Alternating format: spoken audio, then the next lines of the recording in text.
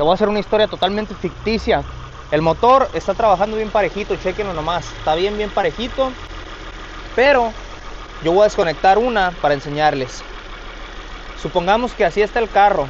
Está temblando como no debería. Entonces, ustedes van a quitar una. Supongamos que esta está conectada. Ustedes lo que van a hacer para checar las bobinas va a ser desconectar una por una. Si se fijan, ahí empezó a temblar más y a fallar más. Luego se escucha. Significa que esta no está fallando. La vamos a volver a conectar. Sigue la tembladera, pero ya disminuyó. Vamos a quitar la que sigue.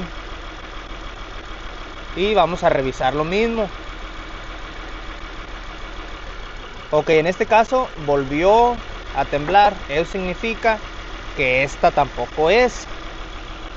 Así vamos a hacerle con 1, 2, 3, 4, 5, 6. En este caso trae 6 cilindros. Vamos a checar cilindro por cilindro, bobina por bobina. Ok, entonces supongamos que ya las revisamos todas y que nomás nos falta esta. Al llegar aquí, ustedes lo van a desconectar.